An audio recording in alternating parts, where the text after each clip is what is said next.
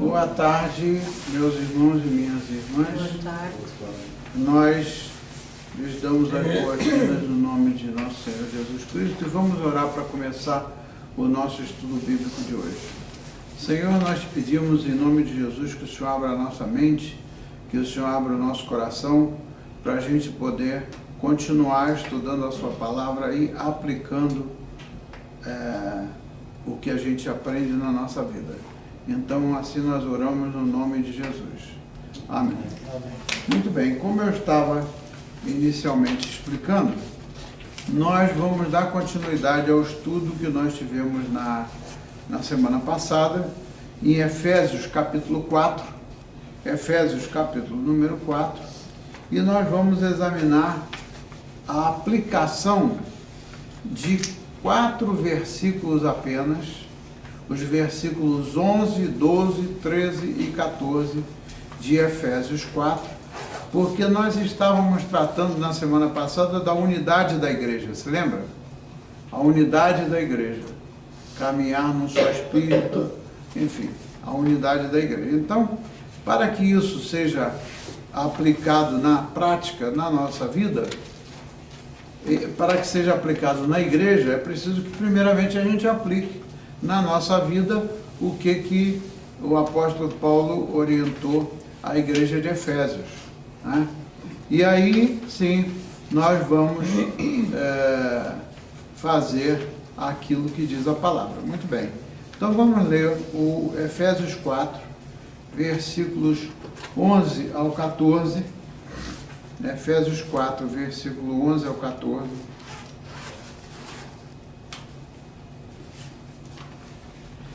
que diz o seguinte: tratando-se de Jesus Cristo, tratando-se do cabeça da igreja, tratando-se da maneira como a igreja de Cristo é organizada. Ele diz assim: que o Senhor designou uns como apóstolos, outros como profetas, outros como evangelistas e ainda outros como pastores e mestres, tendo em vista o quê? O que diz aí? Tendo em vista o aperfeiçoamento dos santos para a obra do ministério e para a edificação do corpo de Cristo. Ou seja, o aperfeiçoamento dos santos, como diz na tradução da palavra original, santos são os separados por Deus para o projeto de Deus na nossa vida, na igreja e o nosso aperfeiçoamento para a eternidade. O nosso aperfeiçoamento para a eternidade. Então, ele equipou a igreja dele com pessoas com diferentes chamados, com diferentes dons, né, para essa finalidade, para o aperfeiçoamento dos santos. Para quê? Para cada um se promover e dizer que é o maioral? Não. O aperfeiçoamento nosso para a obra do ministério e para a edificação do corpo de Cristo. Então o Senhor quer nos aperfeiçoar, obviamente que aperfeiçoando a nossa prática e o nosso caráter cristão, obviamente que está contribuindo para a edificação do corpo de Cristo, porque nós somos aqueles que somos os membros do corpo de Cristo, né? Então, aí ele diz, qual é a finalidade para a qual ele quer fazer isso? O nosso aperfeiçoamento para a obra e para a edificação da igreja. Para quê? Até que todos cheguemos o quê? A unidade da fé. A unidade da fé. Ou seja, não é um crer numa coisa, o outro crer na outra coisa, né? Para que todos cheguem à unidade da fé e do pleno conhecimento de quem? De Moisés, de quem? Do Filho de Deus. Então, para nós chegarmos à unidade da fé e do pleno conhecimento do Filho de Deus. Isso é que interessa dentro do nosso processo de aperfeiçoamento e da formação do nosso caráter cristão. Aí ele vai seguindo a dizer, na segunda parte do versículo 13, ele diz o seguinte: para o pleno conhecimento do Filho de Deus, ao estado de homem feito à medida da estatura da plenitude de Cristo. Ou seja, ele quer que a cada dia que passe, nesse aperfeiçoamento do nosso processo de santificação, que a gente detalhadamente já estudou na carta aos Romanos, né? Ele quer que a gente cresça até, isso obviamente é uma comparação muito interessante, até que a gente chegue à estatura da plenitude de Cristo, ou seja, que Cristo viva em nós e não a gente viver dando cabeçada e fazendo o que a gente quer. Então, professar a nossa fé não é só a gente dizer que a gente tem fé. É muito mais do que isso, a gente praticar a nossa fé. Né? Através de quê? Através do conhecimento do Filho de Deus. Então, aí no versículo 14, ele completa dizendo o quê? Para que não sejamos mais o quê? Meninos. Aqui nessa tradução que eu estou lendo, diz, para que não sejamos mais inconstantes como crianças. O que é uma pessoa inconstante? O que é uma pessoa inconstante, Mário? Não sei, professor. É uma pessoa que uma hora pensa uma coisa... É inconstante. Não diz coisa com coisa. Né? Inconstante. Uma hora pensa uma coisa, outra hora pensa outra, uma hora quer uma coisa, outra hora quer outra. Isso é a pessoa inconstante. Então diz aqui, para que não sejamos mais inconstantes como crianças, como meninos, levados ao redor por todo vento de doutrina, pela mentira dos homens, pela sua astúcia na invenção do erro. Aí eu vou até o versículo 15, que aqui tem um ponto e vírgula, segue no versículo 15. Pelo contrário, o que ele sugere que a gente faça? Seguindo a verdade em amor, cresçamos em tudo naquele que é a cabeça. Quem é a cabeça da igreja? É Cristo. Então, esses 5 versículos aqui, do 11 ao 15, esses 4 versículos, do 11 ao 15, definem muito claramente qual é o propósito de Deus para a igreja. Ou seja, o propósito de Deus para nós. Aí a pergunta que se faz é a seguinte: uma pessoa que não tem maturidade cristã, a mensagem do domingo que vem, desse próximo domingo, vai ser o assunto do caráter cristão. Está aí já no boletim. A formação do nosso caráter cristão. Então, uma pessoa que completa 30, 40, 50, 80 anos e é inconstante, ou seja, uma hora crê no que um diz, outra hora crê no que os seguidores lá do Adventista do Sétimo Dia falam, outra hora crê no que um outro lá do Testemunhas de Jeová fala. Então veja aqui, ele está dizendo para a gente não seguir por, ele fala aqui em doutrinas, como é que ele fala? Onde é que ele fala? Fala da unidade e diz aqui, eu creio que é no versículo, levados ao redor por todo vento de doutrina. Todo vento de doutrina, o que quer dizer isso? Antigamente já existia esse problema. Uns seguiam uma doutrina, a doutrina dos judeus, não é? Outros seguiam uma outra doutrina. Hoje em dia tem muito mais doutrina maluca aí do que tinha naquela época. Por exemplo, uma pessoa que estava ouvindo o programa de rádio, anteontem eu estava acordado até tarde e eu estava com o telefone ligado, por acaso às 10 horas da noite alguém me ligou. Aí eu não conhecia o telefone. Aí ele disse: pastor Paulo, sou eu. Quem está falando aqui é uma pessoa que está ouvindo o seu programa. O programa agora está no ar, acabou o programa, e o senhor estava falando hoje no assunto da diferença de jugo. Aquele negócio que principalmente isso dentro de um casal, é uma coisa terrível. Quando um crê numa coisa e o outro não crê em nada, ou então crê numa outra coisa diferente, isso aí é uma coisa terrível. Como é que pode haver unidade se dentro do casal ou dentro da família não houver uma doutrina firme a qual se segue? Ele está falando ali para a gente não seguir de acordo com qualquer vento de doutrina. Isso é o que acontece mais hoje. Aquele homem estava falando do problema dele, que não importa, questão pastoral, não vou ficar aqui falando do problema dele qual era, mas basicamente o problema dele era esse aí, diferença de jugo entre marido e mulher. Estava levando a uma situação insustentável. Então, o que acontece na prática? A unidade da igreja depende da nossa unidade. Se a gente não tiver unidade na fé, nem dentro de casa, entre marido e mulher, imagina, nem dentro de casa, entre pais e filhos, como que a gente vai poder pensar em construir o corpo de Cristo em unidade? A unidade na fé começa dentro de casa. A unidade na fé não começa lá na rua.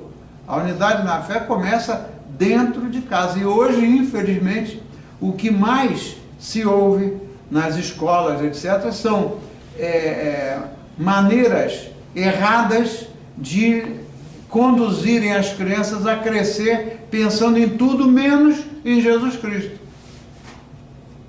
Pensando em tudo menos em Jesus Cristo, né? Então isso é uma tristeza, porque o mundo, o sistema escolar, aqui no Brasil eu nem sei como é que está, se está pior ou se está melhor, mas o mundo leva as pessoas à divisão dentro do local onde você trabalha.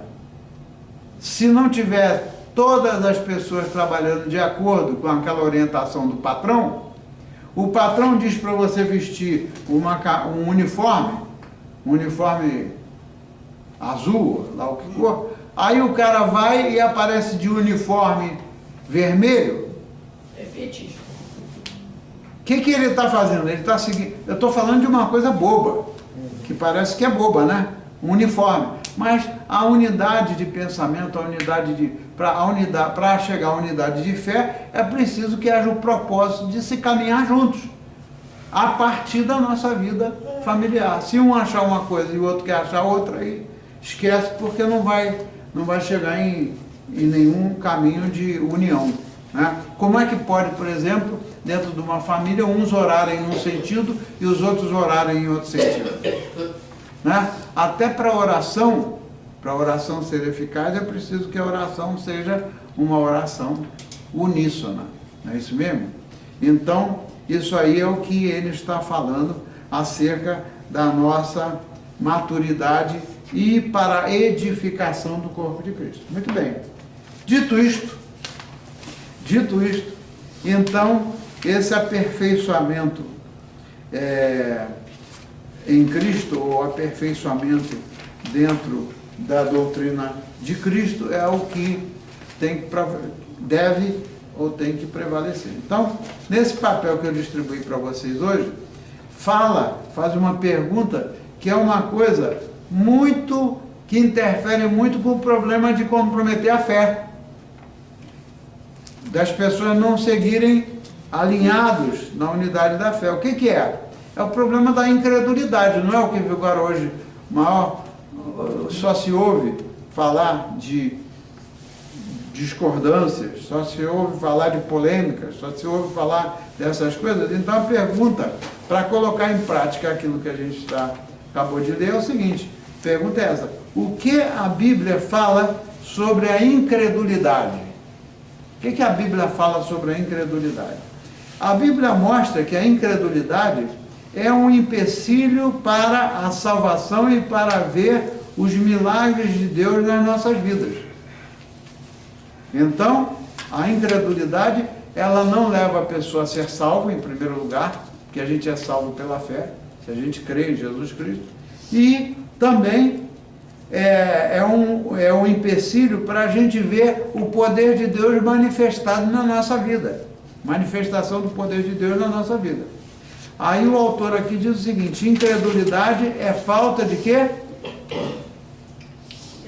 Falta de fé. A incredulidade não é nada mais, nada menos do que a falta de fé. Ou qual é a outra característica da incredulidade? A recusa em crer. Então tem dois tipos de pessoas: as que se recusam em crer em Cristo. Não tem gente assim? Eu não quero saber de Cristo, esse negócio aí, isso aí. Tem uma porção de gente que fala assim, e que não crê, simplesmente recusa a graça de Deus. Ou então, simplesmente pode até ter uma questão de carecer da fé. A gente já falou alguns milhões de vezes que a fé é um dom espiritual. A fé não é um dom natural, né? Então, aqui ele diz, a fé é essencial para a salvação. Mas depois que a gente aceitou a Jesus como nosso Salvador, se a gente não caminhar pela fé, a gente vai chegar a algum lugar? Será que sem fé alguém pode ser perseverante? Perseverar? Você conhece alguém que persevera sem ter a fé? Não. O que está escrito no livro de Apocalipse? Que os que perseverarem até o fim serão salvos. Então, na perspectiva divina, na perspectiva eterna, no momento em que a gente aceita Jesus Cristo como nosso Senhor e Salvador e entrega a nossa vida para Ele, na perspectiva eterna a gente já está salvo. Mas na perspectiva da vida aqui na Terra, a gente precisa de perseverar até o fim, porque muitos desistem. Não tem uma opção de gente que aceita Jesus Cristo como Senhor e Salvador, e lá no meio do caminho ele vai e desiste, debanda para o outro lado?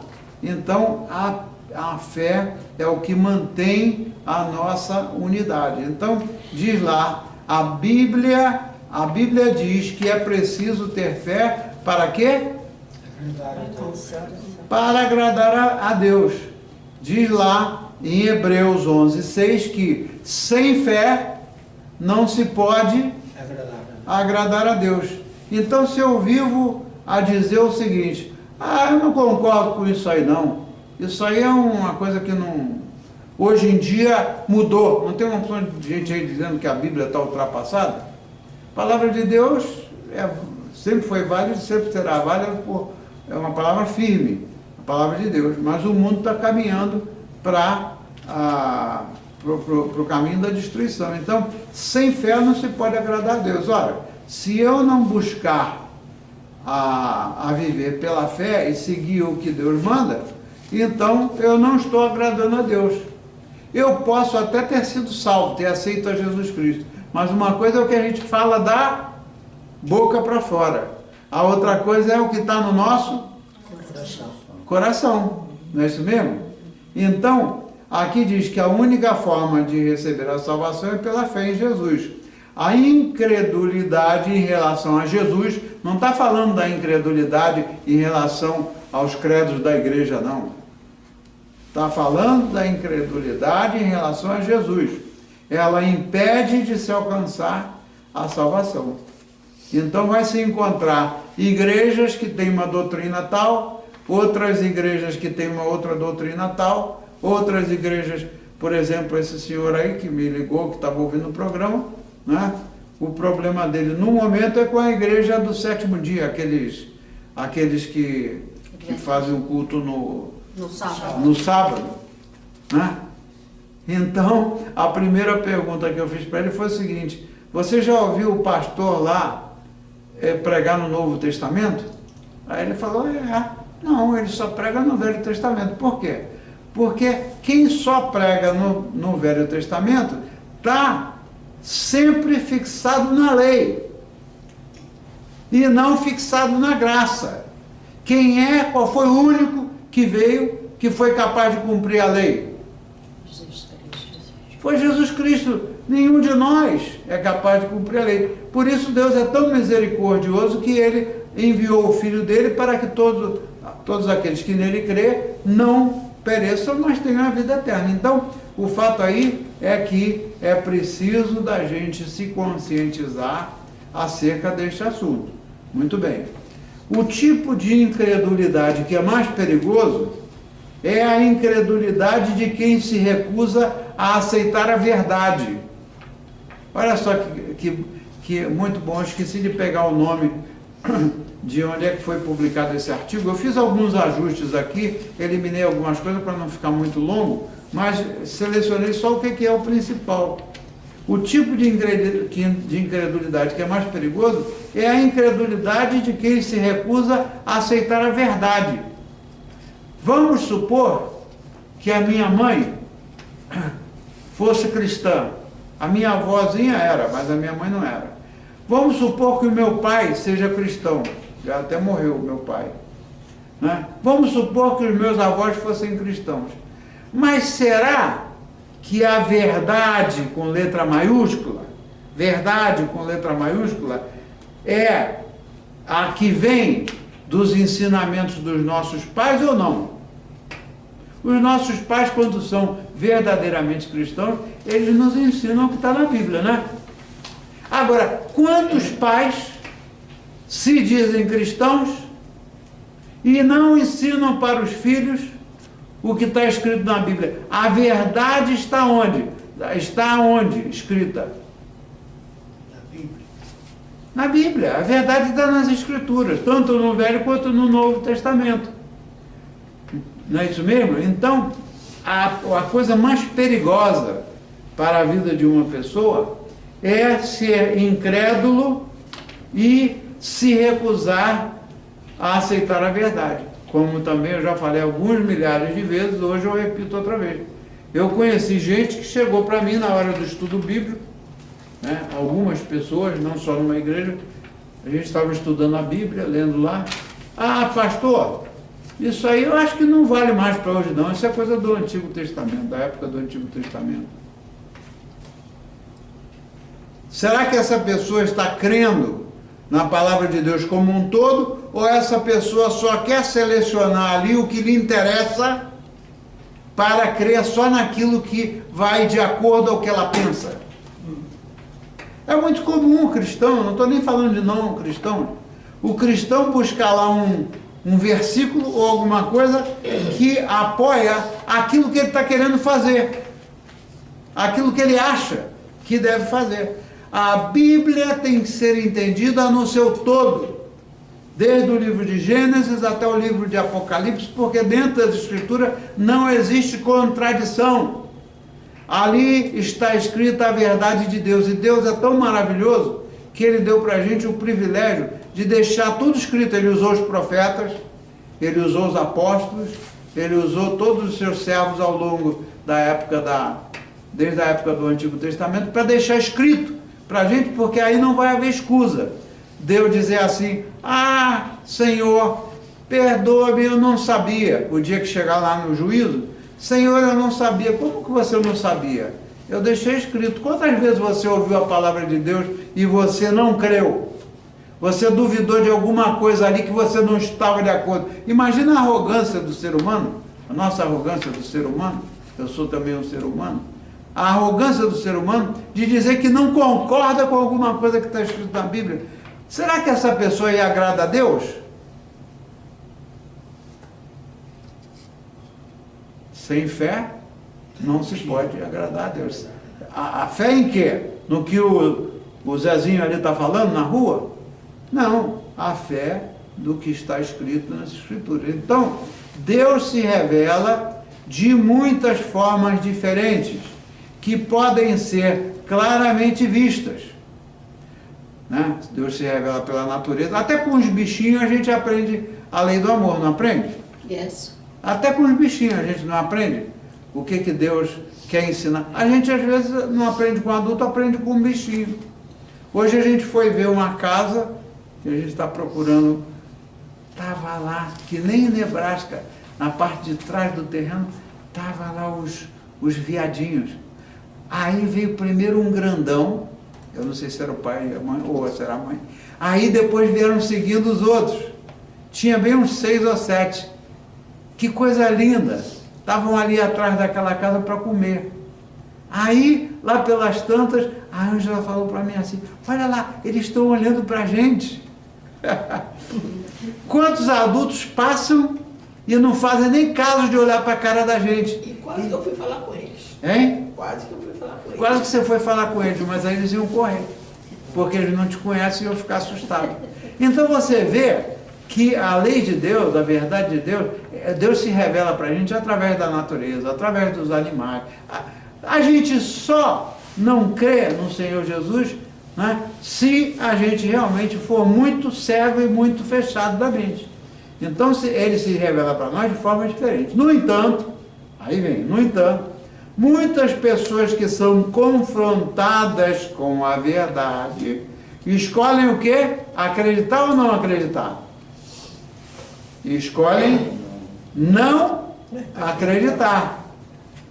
Quando isso acontece, as pessoas fecham seus corações para a verdade, preferindo crer em quê?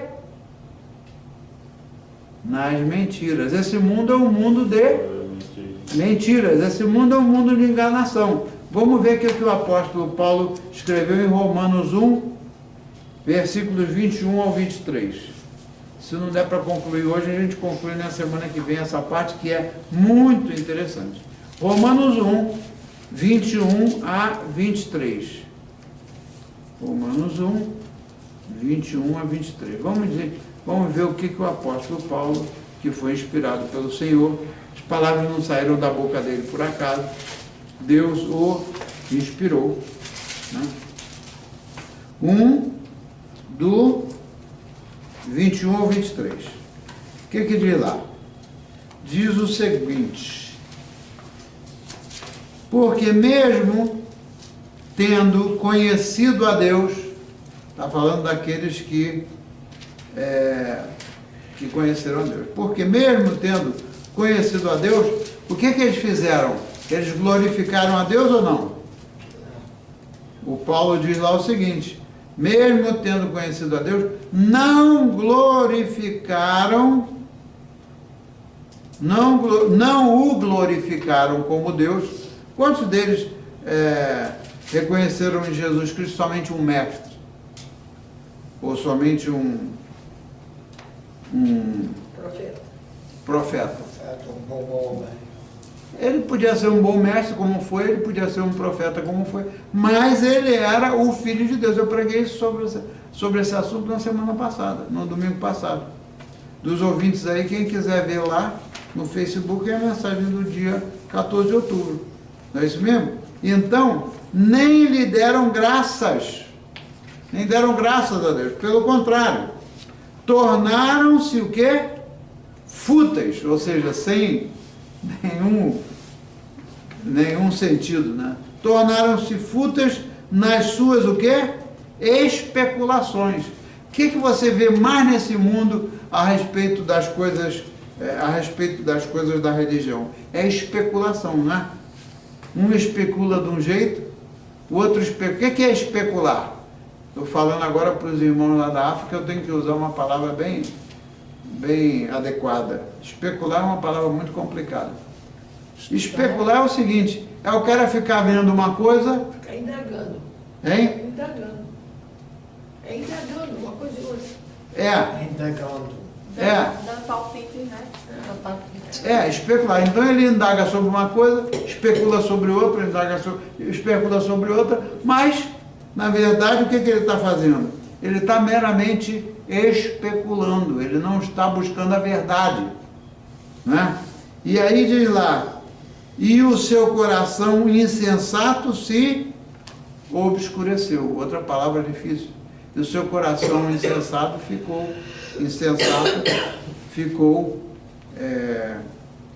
como é que se diz? Ficou sinônimo de obscurecer. Ficou apagado. Sei lá. O seu coração já não entra mais nada porque está apagado do ponto de vista da fé. Certo. Aí o 22 diz, dizendo-se sábios, quantos aí nesse mundo se acham sábios, que sabem tudo? Dizendo-se sábios, tornaram-se o quê? Tornaram-se loucos, disse o apóstolo Paulo em Romanos. E substituíram a glória do Deus incorruptível por o quê? Imagens semelhantes ao homem corruptível, às vezes aos quadrúpedes e aos répteis. Tem aquelas cavernas lá em determinados lugares aí do mundo, né? Tem aquelas cavernas que o pessoal daquela época fazia escultura dentro das cavernas de animais quadrúpedes com cara de homem e com corpo de animal. Então, o que é isso aí? É caracterizar Deus como Deus é? Será que algum dia Deus viu a imagem de Deus? Deus é Espírito. Eles viram a imagem do Filho de Deus, que era Deus e se fez homem. Né? Assim mesmo, a caracterização que tem hoje de Cristo, né, é uma coisa que alguém foi inspirado para desenhar, como aquele lá da Itália, aquele que tem aquela Capela Sistina, um negócio lindo lá com as pinturas do céu, etc. Leonardo da Vinci. Leonardo da Vinci. Né? Então, aqueles cristãos primitivos que viram Jesus Cristo, muito bem. Aqueles cristãos primitivos. Outros, eles não viram Cristo, mas eles foram inspirados de pintar a aparência de Jesus Cristo. Então, aí é que está a coisa. Então, Deus se revela de muitas formas. Agora, o problema é a gente crer nas mentiras, crer nas coisas que não são a verdade. Essa é a incredulidade de quem não quer crer. Aí ele já está tomando uma decisão, não é inconsciente, não é por ignorância, mas é por uma decisão própria de não crer. Mas se ele ou ela abandonar a incredulidade, tem algum remédio? Qual o remédio que tem? Se voltando para Jesus, receberá o quê? Perdão e será salvo. Deus sempre perdoa quem se arrepende. Depois, aí nós vamos deixar para a próxima semana, né, para a gente tomar um tempo para orar. Na próxima semana, o segmento diz lá o seguinte: dúvida é pecado quando tira a nossa fé. A dúvida é pecado quando tira a nossa fé. Então veja só, quando a gente tem uma dúvida que honestamente a gente está querendo aprender a palavra, não tem nada errado de ter uma dúvida do que está escrito aqui, seja porque a palavra usada é uma palavra difícil, seja porque a pessoa ainda está no processo de discipulado, etc.